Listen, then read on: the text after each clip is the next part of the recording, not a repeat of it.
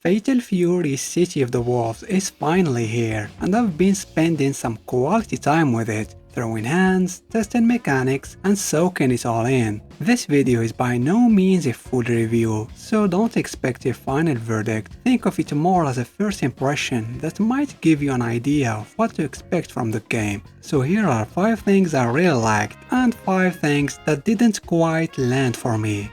The game may not aim for hyper-realism, but dang, it has style, and that style works. The bold comic book aesthetic is a successful and refreshing departure from the usual look of modern fighters, and honestly, I wouldn't be surprised if it ages better than a lot of today's more realistic titles. The characters are incredibly faithful to their 2D origins. They look exactly how you'd expect them to, which is a huge win for longtime fans. The stages are another highlight, vibrant, lively, and just a joy to look at. And the cherry on top, each character has their own associated stage. If you know me, you know how much I love that. It adds so much personality and depth to each fighter. It's the kind of detail that shows real care. But if everything else looks so polished and full of personality, why the heck is the character select screen in arcade mode so hideous? It's honestly one of the most boring and uninspired select screens I've ever seen. They didn't even try. What makes it even more perplexing is that the game does have another, much better looking character select screen that even feels like a throwback to Fatal Fury 3's classic layout. So why not use that one for arcade mode too? On top of being ugly, it's also unintuitive. You might accidentally start the mode after picking your character, only to realize you didn't choose your preferred color, or more importantly, your SPG section. Seriously, what's going on here? Once you get past that ugly character select screen, arcade mode thankfully delivers, especially when it comes to story and lore. I'm not just talking about style, but real substance too. Every character gets a prologue that gives insight into their motivations, which is something that was sorely missing in KOF 15, where we had no clue why anyone was fighting unless we went digging through the website. On top of that, each stage and character comes with their own unique intro in arcade mode, adding even more personality and charm. And toward the end of the mode, you're treated to lengthy comic-style cutscenes, fully voiced in both English and Japanese, with a level of professionalism that really caught me off guard. Best of all, the story itself is genuinely engaging. Without spoiling anything, things are actually happening, arcs are moving forward, conclusions are being reached, and there are even some real twists that I didn't see coming. It's a huge step up from KOF 15's fan service heavy but ultimately stagnant storyline.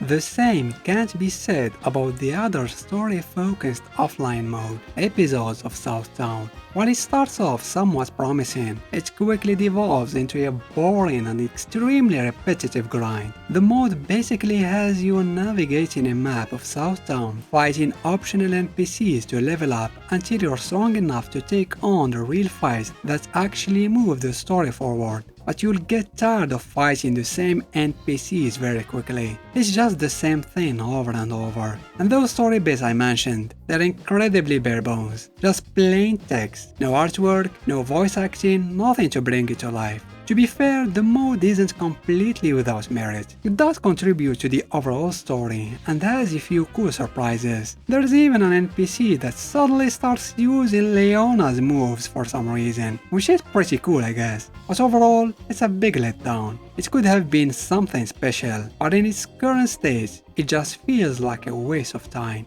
One of the coolest additions in City of the Wolves is the return of the color edit mode, a feature we haven't seen since KOF 13, and it's a very welcome comeback. This mode lets you recolor multiple parts of your character, allowing for a lot of creative personalization. You can even apply patterns and motifs to their clothes that weren't there originally, which adds an extra layer of flair. In a time when most fighting games charge you for predefined alternate color schemes, it's honestly refreshing and pretty generous of SNK to offer this feature completely free and with so many customization options. While it's nice to reunite with a lot of fan favorites from the Fatal Fury series, the roster at launch feels quite underwhelming. Not only are many beloved legacy fighters still missing, but even some of the new faces introduced in Garou, like Freeman and Jaehoon, are oddly absent. But the biggest sin in this regard is the inclusion of real-life people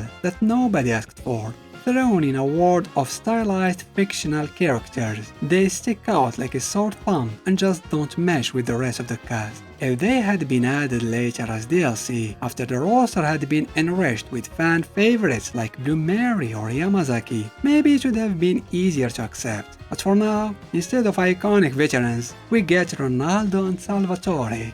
In terms of gameplay, City of the Wolves builds on the foundation led by Garou's TOP system, expanding it with new mechanics that add depth and make the experience far more enjoyable. The new ref system may not be particularly groundbreaking, but it's highly refined, responsive, and feels great to play. Combos are noticeably longer and more intricate than before, yet still accessible enough to pull off without much frustration. The visual and sound effects during hits and special moves are sharp and distinctive, making it easy to follow the action. And a special shout out to the new throw system, now mapped to the two light buttons instead of a single heavy. Is a small change that goes a long way in preventing accidental throws when you're trying to start a combo with a close heavy punch. They finally listened. But there's a big elephant in the room when it comes to gameplay, and honestly, it's probably my biggest gripe with the game so far.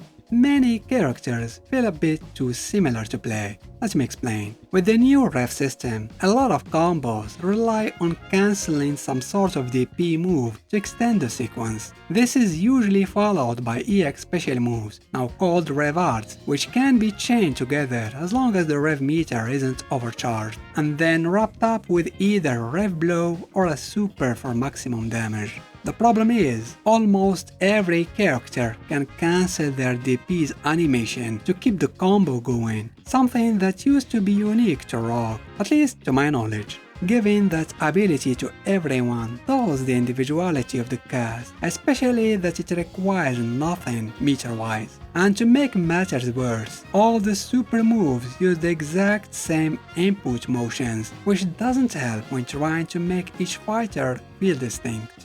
Of course, what's a modern fighting game worth without solid and reliable netcode? It's one of the most crucial aspects nowadays, especially with how competitive and online focused the FGC has become. Thankfully, I'm happy to report that Fatal Fury City of the Wolves absolutely delivers in this department. The online experience works like a charm. In fact, it's easily one of the most stable and responsive netcodes I've encountered in a fighting game so far. Every match I played, whether it was ranked or casual, felt smooth and consistent, with barely any noticeable lag or hiccups. And keep in mind, I'm not exactly rocking top-tier internet. In fact, my connection is pretty bad, yet the game still ran phenomenally online.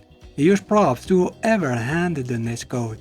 But as solid as the online performance is, the overall online mode itself is very bare bones. It doesn't really do anything original and sticks to the basics. Ranked, casual, and room matches. Nothing more, nothing less. It's a huge whiplash coming from the awesome Battle Hub in Street Fighter 6, where you can walk around a virtual arcade, meet other players, challenge them to matches at arcade cabinets, chat, celebrate wins, or get salty after losses and throw out a Shoryuken with your avatar in frustration. As someone who grew up in arcades, that kind of experience hits hard. It's nostalgic, engaging, and has a real sense of community. So going from that vibrant, interactive world to a plain, lifeless menu that barely does the minimum and feels all too similar to KOF 15 is honestly disappointing. Now I get that not everyone cares about that aspect. Many Many players only care for ranked matches and spend most of their time in training mode waiting for opponents, and that's totally fine.